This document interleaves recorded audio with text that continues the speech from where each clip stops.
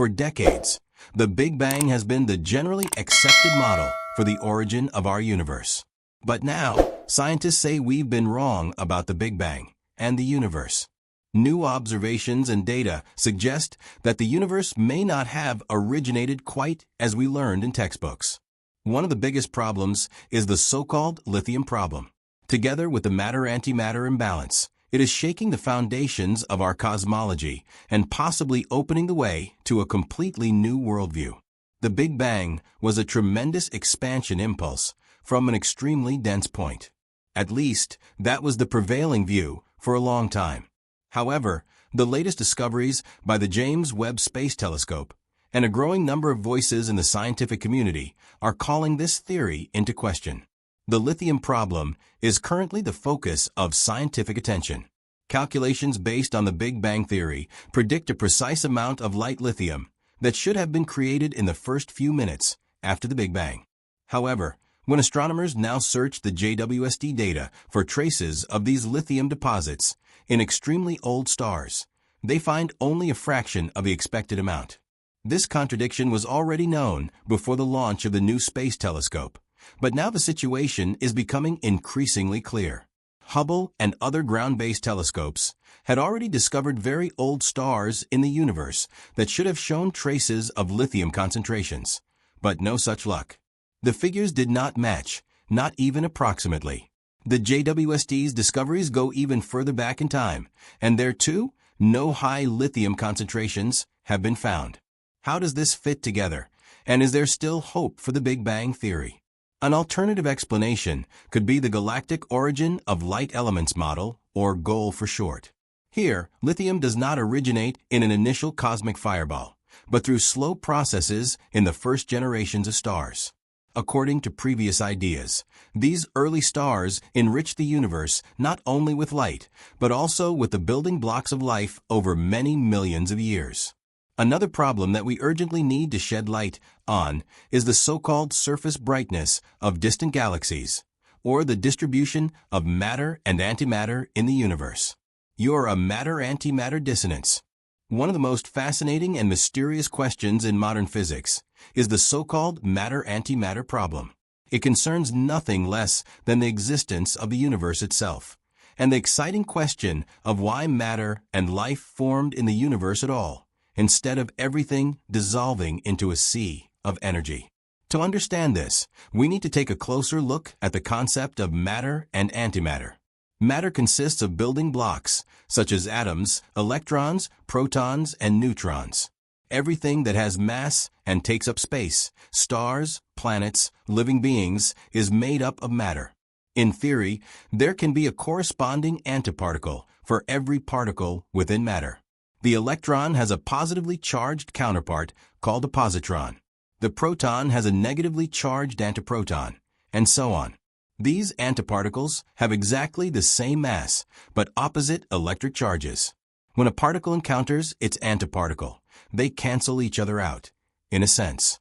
Scientists say they annihilate each other, disappear, and release energy, which typically manifests itself in the form of high-energy radiation.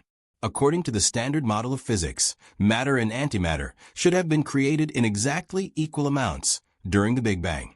Physically, it would make no sense for one to have been favored over the other. But reality shows us something different. The observable universe consists almost entirely of matter. Antimatter occurs practically only in artificial laboratory conditions or as particles in cosmic radiation. No galaxy, no star, and no living being consists of antimatter. Here comes the great paradox. If equal amounts of matter and antimatter had formed after the Big Bang, they would have destroyed each other. The universe, as we know it, would never have come into existence. All that would have remained would be radiation. No light, no atoms, no structures, no life. So there must have been a tiny asymmetry, an imbalance, in which slightly more matter than antimatter was created. A surplus of perhaps 1 particle per billion would have been enough to create everything we can see in the universe, including ourselves. Without this minimal surplus, the universe would have immediately dissolved into nothingness after the Big Bang. But why was there this deviation? Was it intentional? A divine blueprint? Or pure coincidence? Physics refers rather matter-of-factly to a CP violation, a violation of what is known as charge parity symmetry. This means that some particles and their antiparticles do not behave in exactly the same way. Although such effects have been observed in experiments, for example, in the decay of certain mesons, they are still not sufficient to explain the current dominance of matter. This means that there must be further explanations, such as previously unknown processes or particles, that tip the cosmic balance slightly in favor of matter. The latest discoveries and all the problems in current physics point to these as yet unknown and unexplored aspects. Concepts such as baryogenesis and leptogenesis attempt to trace the matter-antimatter asymmetry back to processes that took place shortly after the Big Bang. Other hypotheses attempt to explain the existence of matter via parallel universes in which antimatter dominates. This would be a kind of cosmic balance in the multiverse. However, all these ideas remain pure speculation without any real evidence. The problem of matter-antimatter asymmetry is therefore more than just an open question in particle physics. It is a fundamental gap in our understanding of the origin of the universe. Baryogenesis and leptogenesis, flaws in the standard model of particle physics. It's like a cosmic mystery. As we follow the clues of the magical imbalance in the universe, we arrive at baryogenesis and leptogenesis. If matter and antimatter were created in equal amounts during the Big Bang, why is almost only matter left today? Baryogenesis and leptogenesis attempt to explain the tiny imbalance between matter and antimatter. We dive deep into the world of particle physics. Baryogenesis refers to the creation of an excess of baryons in the early universe. Baryons are particles such as protons and neutrons.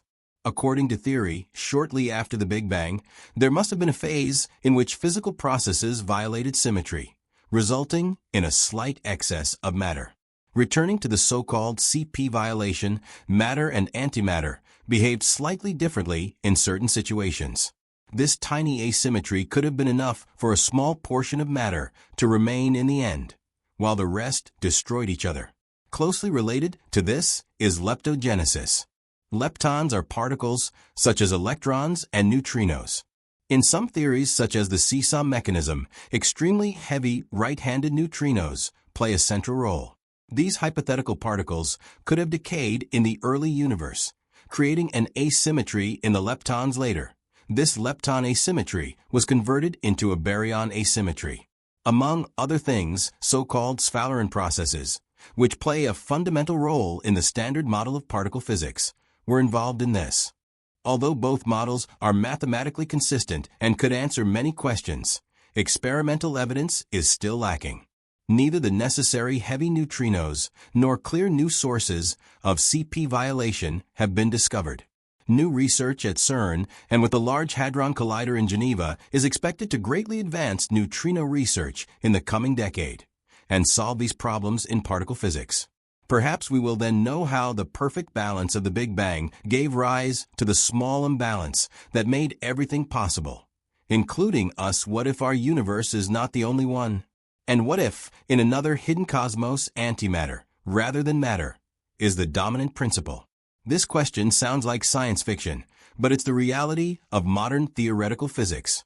If exactly the same amount of matter and antimatter was created during the Big Bang, the question inevitably arises: where did the missing half go? Or, to put it another way, did antimatter disappear altogether, or did it simply manifest itself elsewhere? One fascinating hypothesis is that of the mirror universe. In this anti-universe, we have structures similar to those in our cosmos, only they are made of antimatter. In such a scenario, the universe would have fallen apart into two parts after the Big Bang, matter in our universe and antimatter in another. The overall balance would remain the same, only the distribution would be separate. And we would then have to live with the fact that there is an anti-imprint of our world. This idea is a symmetrical solution to the matter-antimatter problem, and might also explain why certain properties of the cosmos, such as the alignment of physical constants or certain gravitational anomalies, are so difficult to explain. But if this anti-universe exists, then it must somehow be related to ours, and we should be able to locate it as our science progresses. The speculative assumption goes even further, suggesting that dark matter, which is thought to make up around 85% of the mass in the universe, is actually antimatter. Perhaps this is not missing mass in the classical sense, but a kind of shifted reality, an antimatter world that interacts with ours only through gravity, but does not respond to any other forces. This would also explain why we have not yet been able to detect dark matter directly, even though its gravitational effect on galaxies and other large objects in the universe can be observed everywhere. Such ideas are naturally closely linked to multiverse theories, which originate from quantum physics and have become increasingly prominent since the confusion in classical physics. If our universe is only one of many, each of these universes could have its own physical rules, explaining and balancing out dissonances in our universe. Proportions of dark matter, antimatter, and other curiosities, such as the time paradox, could be explained if the missing parts are found in other dimensions or universes. If we take everything together, we then have the golden cosmic balance. Again, these considerations are still purely theoretical. There is no experimental evidence for an anti-universe or for antimatter dark matter. Even the assumption that there must be a strange balance could be a serious mistake. All these unanswered questions show how big the gap in our understanding of our origins and the universe still is. We know more and more, and yet still so little. Sometimes in science, it seems as if every discovery and every mystery solved completes a map on the one hand, but on the other hand, reveals that entire countries and continents have been forgotten or not yet discovered on that map. There may be dimensions beyond this map, or researchers may have to realize that there are phenomena, other spaces, or forces within the known lands that are still far from being understood. Subscribe to the channel now and enjoy new videos on a regular basis.